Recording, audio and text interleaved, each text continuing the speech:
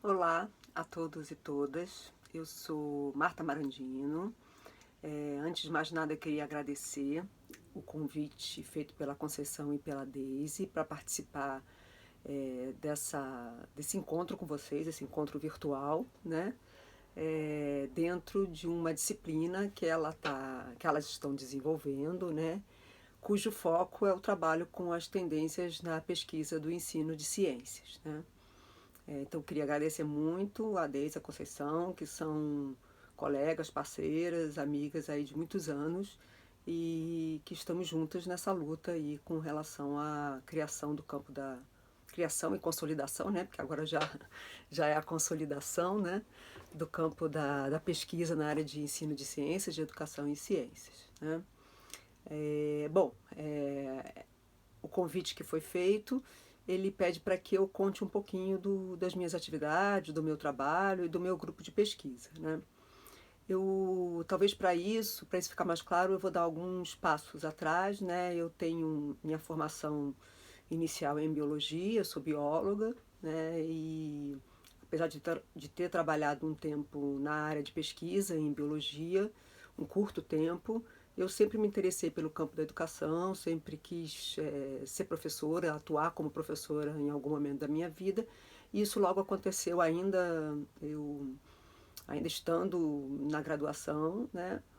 E, bom, fui me encantando por essa área, né? E logo que eu me formei, atuei, né? Trabalhei por 15 anos como professora da escola básica, né? Da educação básica, principalmente no ensino fundamental 2, né? E também com formação de professores. Num determinado momento dessa minha trajetória, eu acabei me interessando pelas questões que ocorriam no cotidiano da escola, no cotidiano da sala de aula, questões relacionadas ao ensino-aprendizagem e questões também relacionadas à forma e o que ensinar, né? E acabei indo buscar um mestrado e fiz o meu mestrado na PUC do desculpa, na PUC do Rio de Janeiro, né? É, Exatamente trabalhando a questão do ensino de ciências na perspectiva da didática crítica, estudando programas, né, instituições que desenvolviam ações de formação continuada de professores no Rio de Janeiro. Essas instituições eram o CCERJ, né, o Centro de Ciências do Rio de Janeiro, o Espaço UF e o Projeto Fundão, né? Bom, em continuidade a essas atividades, eu trabalhei um tempo continuei dando aula, né, trabalhando na educação básica e atuei também um pouco com ONGs na área de direitos humanos e ensino de ciências, né? Então, eu sempre tive esse interesse, por um lado, né, pelas questões educacionais, pelos conteúdos e pelas formas de ensinar, mas também sempre me interessou essa atuação, esse trabalho para além da escola, né? Tive na minha escolaridade, né, também fui muito atuante, participante de feiras de ciências, de atividades extracurriculares, né, o que me fez com que eu me interessasse também por desenvolver esse tipo de ação na escola, né? E também, quando surgiu a oportunidade, eu também começar a fazer atividades de educação em ciência em outros espaços que não a escola. Isso aconteceu especialmente no início meados nos anos 90, né? Após eu finalizar meu mestrado, finalizei meu mestrado em torno de 91, foi em 91, e uma das pessoas que eu havia entrevistado no meu mestrado era a professora Guaracira Gouveia. E eu aproveito aqui também para fazer uma homenagem a Guaracira Gouveia, né? Minha amiga Guaracira, nossa amiga, que se foi na semana passada, né? E deixo aqui meu carinho, minha homenagem, minha admiração por ela, não só pela pessoa maravilhosa que ela é e sempre foi, né? Mas especialmente pela importância que ela teve na minha vida, porque foi exatamente por causa dela que eu entrei para esse campo novo para mim, que é o campo da educação em museus e educação em espaços não formais, né? Então foi a Guaracira, que já trabalhava no Museu de Astronomia e Ciências Afins. Nesse momento, ela era chefe do departamento de educação. Ela me convidou para trabalhar no museu. Bom, deixo então aqui esse carinho, essa amizade por ela aqui, né, registrada. Dando continuidade então, né, a minha trajetória, eu trabalhei no Museu de Astronomia por alguns anos, né, e nesse período foi quando eu realmente me aproximei da minha área de pesquisa, que é a minha área até hoje, que é a área de educação em museus, de educação não formal. No Museu de Astronomia eu iniciei as atividades de investigação, de pesquisa nesse eixo, nesse tema, né? E mais ou menos por volta de 98 eu iniciei meu doutorado na Universidade de São Paulo, onde eu desenvolvi a minha tese pensando a questão do conhecimento biológico nas exposições dos museus, né? Como é que esse conhecimento ele era expresso, ele aparecia nessas exposições, né?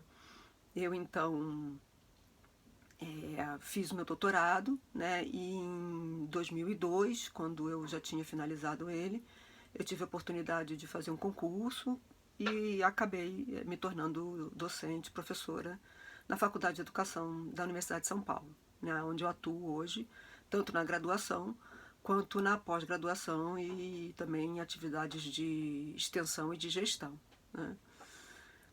Logo que eu entrei na faculdade, né, eu procurei formar o meu grupo de pesquisa. Meu grupo de pesquisa ele tem um nome muito grande, né, Grupo de Estudo e Pesquisa em Educação Não Formal e Divulgação da Ciência. A gente chama de GENF.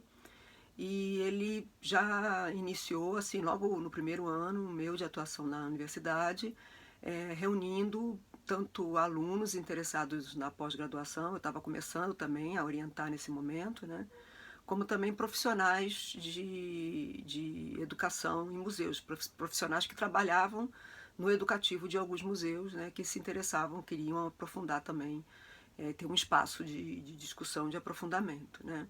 Então, meu grupo começou nessa perspectiva.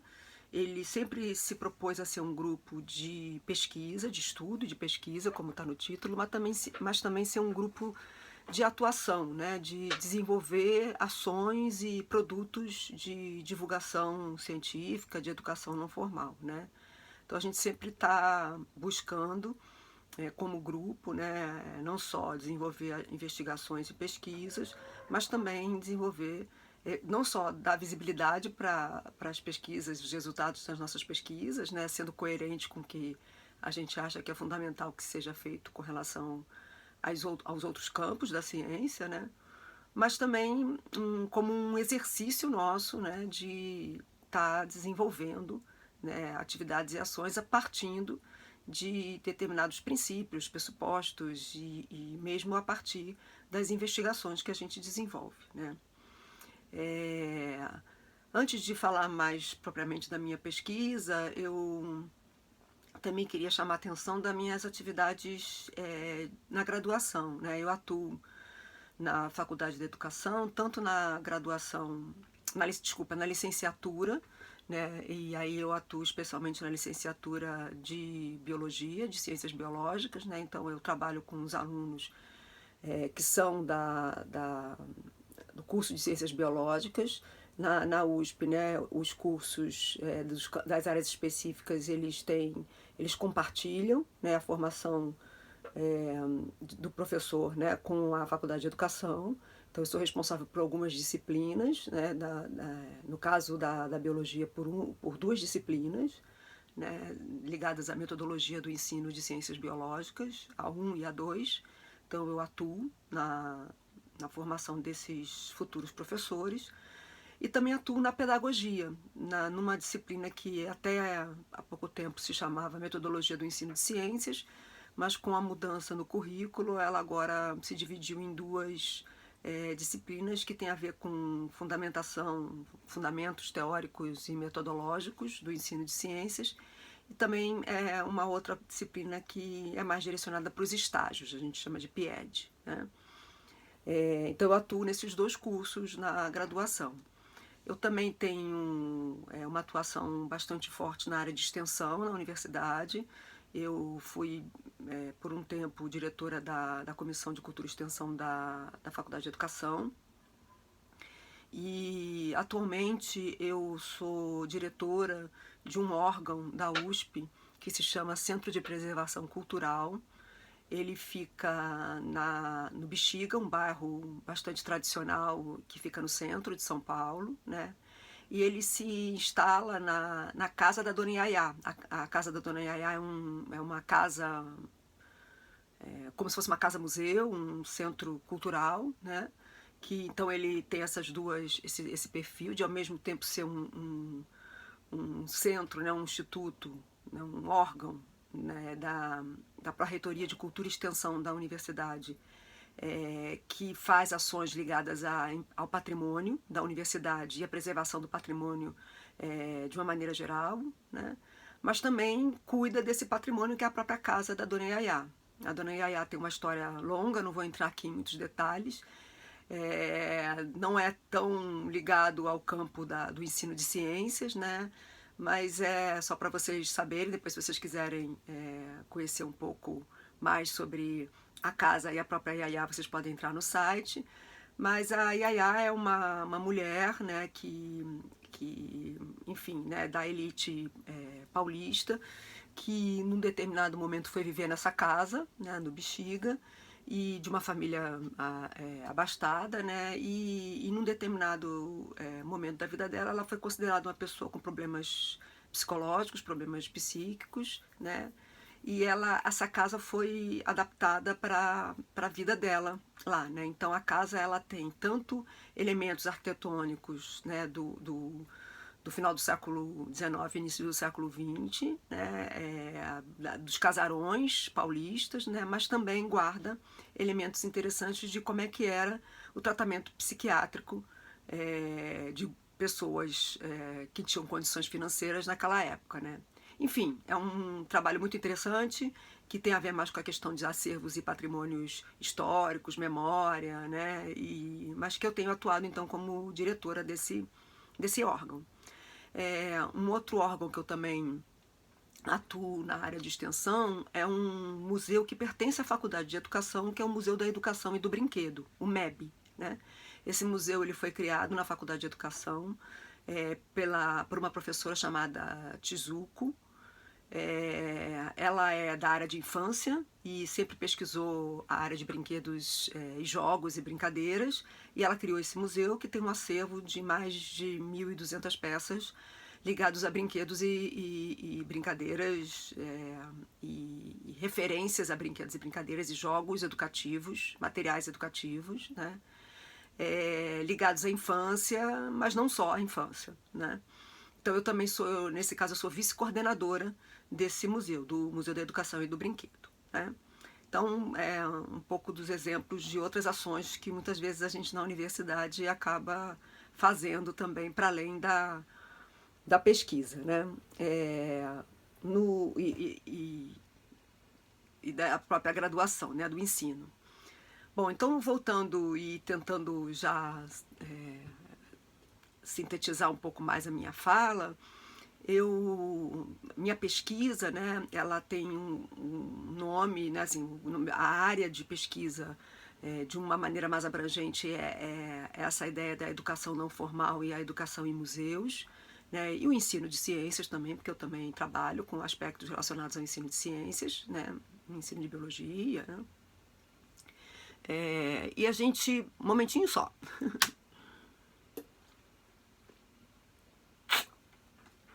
Se é para ser informal, eu posso beber água aqui um pouquinho, né? Bom, então eu tenho trabalhado na pesquisa nesse campo, e eu costumo dizer que a gente, do ponto de vista teórico, a gente tem 3 grandes eixos teóricos de trabalho no nosso grupo de pesquisa. Um primeiro eixo é um eixo que é muito ligado aos estudos que procuram analisar as relações entre, né, a produção das ações educativas dentro dos espaços não formais, dentro dos museus, né? E como é que o público aprende, compreende, né? Como ele percebe, né? Qual é a percepção dele, né? Com relação a esses aspectos que são divulgados ou são colocados, mobilizados de uma forma educativa nos espaços museais, né? Esses estudos, em geral, eles tentam, as pesquisas que a gente desenvolve, ou elas têm um foco no que a gente chama de concepção, né? Que é os estudos que focam no processo de pensar, de elaborar, de planejar as ações educativas. E quando eu falo ações educativas, eu também estou falando das exposições dos museus, mas não só. Então, eu também estou falando dos materiais educativos, eu estou falando dos cursos, eu estou falando da mediação do monitor, né? Enfim, de uma série de ações que os museus desenvolvem, né? Então, a gente tem um conjunto de pesquisas que a gente tenta entender como é que é organizado, como é que é planejado, o que está por trás, que conteúdos, como é que acontece a seleção desses conteúdos, né? Quem são essas pessoas que definem aquilo que deve ser ensinado, educado, né? Divulgado, né? Como essas equipes são montadas, quem é que tem poder nessas equipes, né? Quem não tem, né? Quem é que, de qual discurso que é, vamos dizer assim, mais enfatizado, né? Que campo de conhecimento tem mais poder e consegue aparecer mais forte com os seus desejos, com as suas demandas numa exposição, e, por outro lado, quais são silenciados, quais são apagados no processo de produção de uma exposição ou de uma outra ação educativa, né? Então, isso a gente chama das pesquisas de concepção, né? E, por outro lado, eu tenho o que se chama de pesquisas de percepção ou de as pesquisas que são voltadas para o público, né? Para como é que o público compreende e se relaciona com esses conhecimentos que estão apresentados nas ações educativas dos museus, né? Essas duas interfaces, né, ou a concepção ou como é que o público lida, né, com esses conhecimentos, elas são estudadas pelo nosso grupo a partir de 3 perspectivas teóricas, como eu falava anteriormente, né? Uma delas é o que a gente chama que a gente vem chamando por um tempo de transposição didática, né? Mas que hoje em dia, né, essa teoria da transposição didática, ela se ampliou, ela evoluiu, e hoje em dia a gente chama de teoria antropológica do didático, né? Ela é uma teoria que começou com um grupo de franceses, principalmente o Yves Chevalard, e depois teve outros teóricos, principalmente do campo da educação matemática, da Espanha, da Dinamarca, enfim, de outros lugares que desenvolveram, vamos dizer assim, outros conceitos teóricos em relação à transposição didática. E eu me utilizo dessa teoria e aplico ela para o campo da educação em museus e educação não formal. Então, é mais ou menos, quando eu estou fazendo pesquisas nessa área, eu mais ou menos estou querendo saber o que acontece com o conhecimento científico quando ele é transformado em um conhecimento a ser ensinado ou um conhecimento efetivamente ensinado, por exemplo, numa exposição, né? Então, quando a biologia, quando a física, quando a química, ou quando um conceito dessas áreas, né, ela é escolhida e é trabalhada, simplificada, ressignificada, né, juntada com outros... Desculpa aí, um som aqui no fundo, né? Enfim, quando ela é retrabalhada para ser ensinada, para ser divulgada, né, ela passa por uma série de processos. Então, a nossa primeira vertente teórica de pesquisa busca exatamente entender esse processo, isso que acontece com o conhecimento científico quando ele vai ser divulgado, vai ser ensinado numa ação educativa em espaços não formais. Um outro teórico que a gente, ou teoria, né, e teórico que a gente tem usado é a teoria do discurso pedagógico, que tem como a maior referência um inglês chamado Basil Bernstein, E um dos conceitos que mais se divulgou dele é o conceito de recontextualização, mas existem outros conceitos na teoria dele.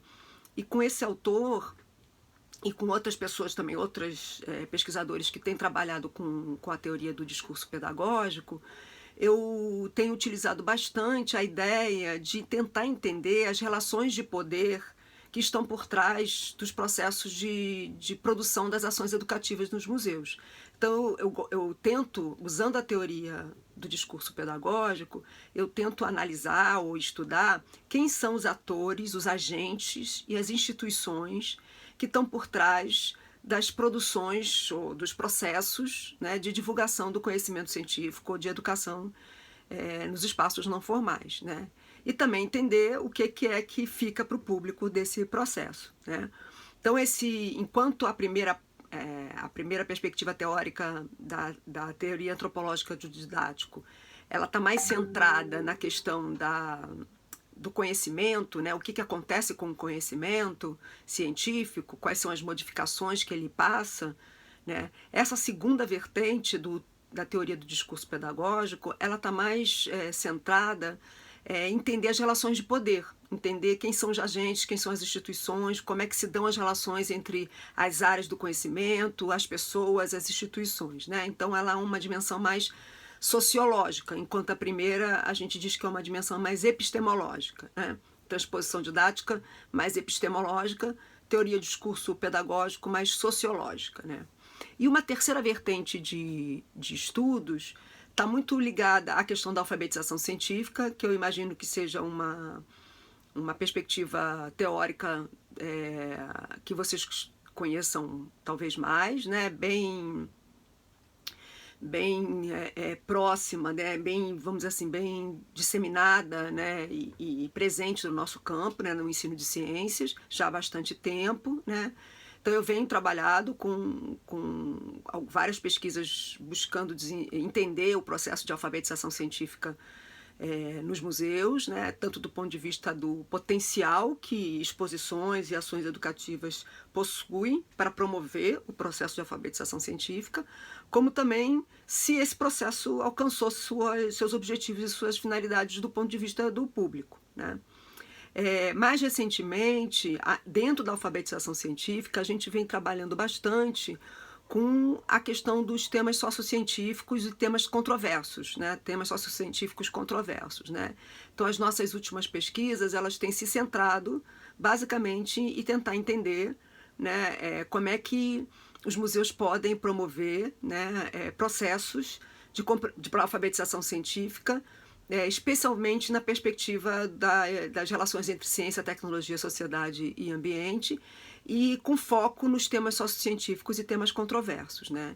E, por outro lado, também como é que é possível promover mais ações nessa perspectiva, né? E, nesse sentido, a última pesquisa que a gente está desenvolvendo, ela está muito voltada para a formação de professores, no sentido de utilizar os museus, utilizar os espaços não formais para promover a alfabetização científica nessa perspectiva, né, dos temas sociocientíficos e controversos. Bom, eu acho que é mais ou menos isso, né, que eu tenho desenvolvido. Eu espero que eu tenha deixado claro para vocês aí quais são essas perspectivas de estudo no nosso grupo de pesquisa, né? Eu estou atualmente com em torno de 8 orientandos, né? 8 a 10 orientandos entre mestrado e doutorado. Eu oriento em 2 programas, na Faculdade de Educação e também no programa Interunidades da USP, que envolve a Faculdade de Educação, o Instituto de Física, o Instituto de Química e o Instituto de Biologia, né? E é a pós-graduação em ensino de ciências, né? Então, eu atuo nas 2 pós-graduações, orientando trabalhos nessas linhas que eu falei para vocês, né? Bom, convido vocês a conhecer o nosso site, onde está todos os trabalhos e as nossas produções, né, e as pesquisas. Inclusive, também no site a gente disponibiliza nossos instrumentos metodológicos. A gente tem feito basicamente pesquisa qualitativa, né? O forte do nosso grupo são as pesquisas qualitativas e, às vezes, algumas inserções de de elementos quantitativos em algumas pesquisas também, né? E os nossos instrumentos de coleta de dados estão todos, ou grande parte deles estão disponíveis também no site. O site é www.genf, né, Genf, né, .fe.usp.br, tá bom? Bom, mais uma vez, então, eu agradeço a Conceição e a Deise pelo convite. Espero que o que eu falei aqui tenha proveito para vocês. Um grande abraço para todos. Se cuidem, né? Espero que estejam todos bem aí de saúde. Se cuidem e até uma próxima oportunidade. Um abraço. Tchau, tchau.